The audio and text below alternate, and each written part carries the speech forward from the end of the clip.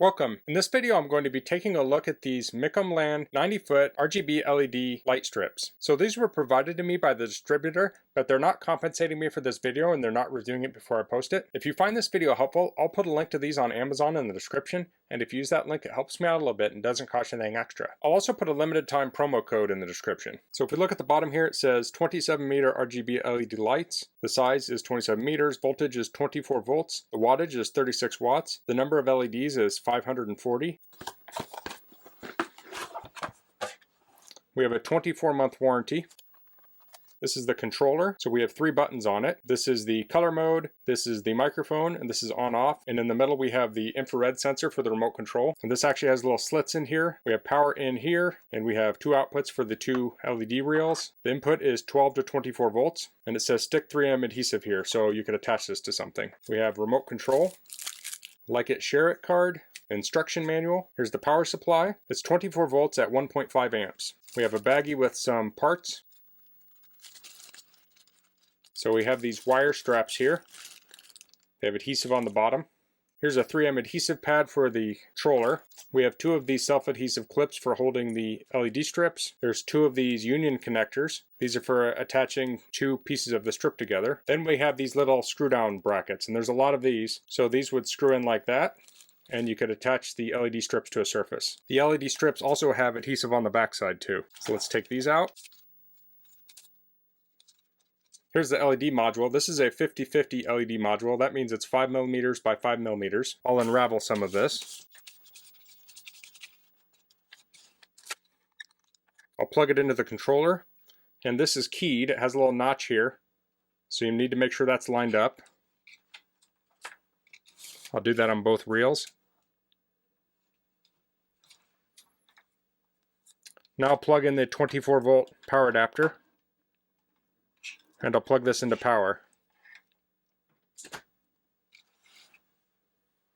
So to turn these on, I'll hit the face here, so that turns it on and off. I said the face, I meant the mouth. So we can change the mode. So we have red, yellow, green, I think that's kind of a green color, blue. There's different shades of the colors. So you can click through those. This is the mic mode. So if I talk or sing, I'm not going to sing, but I'll talk. You can see the lights are reacting to my voice. So there's a couple different modes here. This one looks like it's a little flashier. This one looks slower, so it's more like fade in, fade out. Same here. This one, the lights only turn on when you're talking. So if I want to switch out of this mode, I'll hit the color mode again and we'll switch out of it. So this is probably not the best way to control the lights, but it is nice to have it available in case you don't have the other methods available. The next best method is probably the remote control. So the infrared receiver is right in the middle of the face here. It's like the nose. So if you were to mount this somewhere, you'd want to make sure that was accessible to the remote. So we can turn it on and off with the remote. We can change the color. So this appears to be the same as this button. And we have brightness. So we can lower and increase the brightness. We have mode, plus and minus here. And then we have speed and sensitivity. So if you hit speed up, it will flash faster. And down, it will flash slower. Below that, we have RGB. So if we hit R, it will do red. G will do green. B will do blue. Then we have a music mode. And this is the disco mode. So you can see it's flashing very fast as I talk. And the music 2 is the slow music mode. So this is the fade in, fade out. And then in the middle we have white. So let me turn the lights off so we can check these out in the dark. So you can see the different modes here. It's hard to accurately capture the color of what these look like on the camera, but I'm doing the best I can here.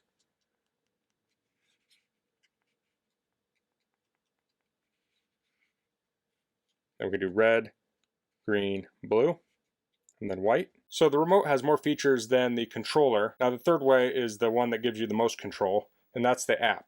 So if you turn the remote over, you'll see a QR code. I'll open up the camera on my device. I'm using an iPad here, but you could use an iPhone or Android device. I'll tap that.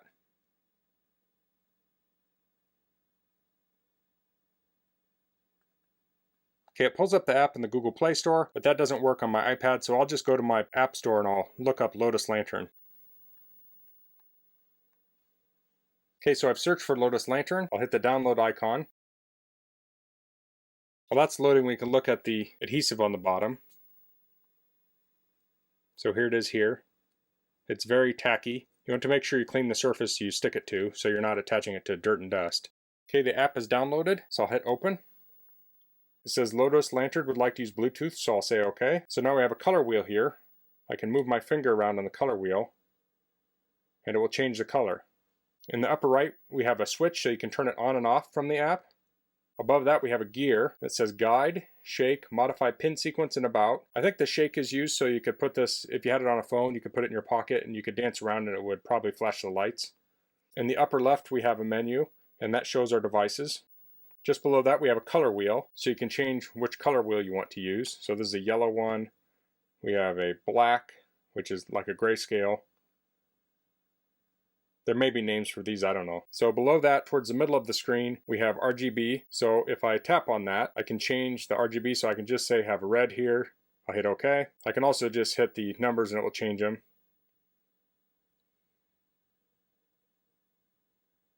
So here's green.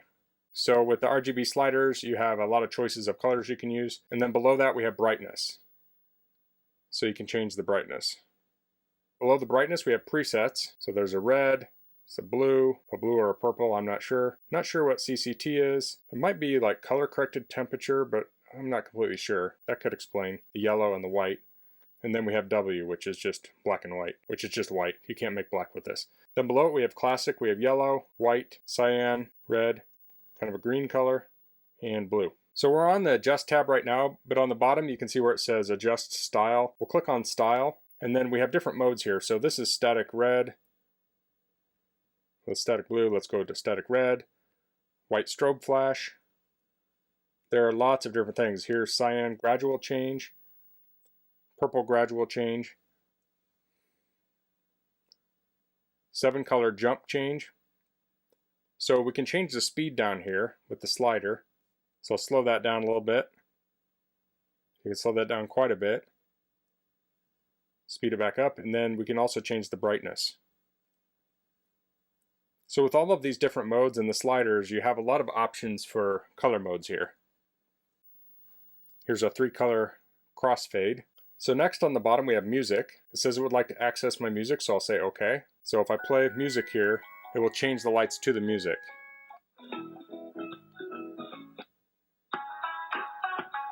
So it should be showing my music here, but I think it takes a while before it actually shows up. Next on the bottom we have mic. It says it would like to access your microphone, so I'll say OK. And on the upper right we have phone mic and external mic. So with phone mic, it's using the mic in my iPad. So as I talk, it's changing the lights. If I switch to an external mic, it's going to use the mic in the controller here. So that has different modes. It has classic, it has soft, it has dynamic, and disco. You can see disco is very flashy. And then you can change the microphone sensitivity with the slider. Finally, on the bottom we have schedule, and you can schedule when you want your lights to turn on and off. So I'm going to go back to the Style tab. I'll choose a mode here. We have, let's do something slower. Here's red gradual change. So I'm going to shut off my power, and the lights are off, and I'll turn it back on. So I shut this off with a switch. And we'll see if it comes up to the same mode, and it did. So I'll try a different one here. I'll do green gradual change. So I'll hit my power strip again. And there it came back.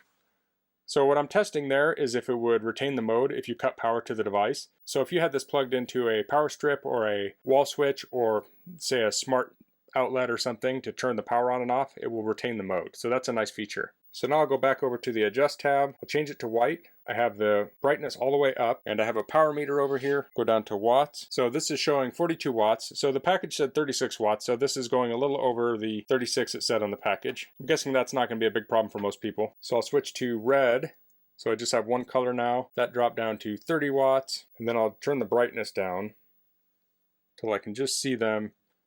And that went down to 1.3, 1.2 watts. So the range on this was about 1.2 watts to about 42 watts. So these are 90 foot of LED lights. So if you were to put these in, say, a room, you might put this in a corner and then split off one reel one direction and one the other. So at 90 foot, if you divide that by 4, that'll give you, I think, 22.5 if I'm doing my math correct. So this would work in about a 22.5 by 22.5 foot room. But with 90 foot, this would also work in applications like, say, a long hallway. Say it's at a school or something and you want an LED light strip along a long hallway. This would work for that. You could put this on the bottom of a stage, you know, anything with a really long opening. If you have like a big, huge, long shop or say a dance studio, you could put this around the perimeter of the room or along the bottom of a stage or something as ambient lighting. There are lots of options with a light that's this long. So at 90 foot, this could be good for long distances, but it could also be good if you had a shorter distance, but you wanted more light. So say you had a stage that was 45 foot long, you could put both of these strips up to double your light output. So that's all I'm going to cover in this video. If you have any questions, please leave them in the comments. If you like this video, please click like. If you haven't subscribed to my channel, I'd appreciate if you could do that. And thanks for watching. Until next time, goodbye.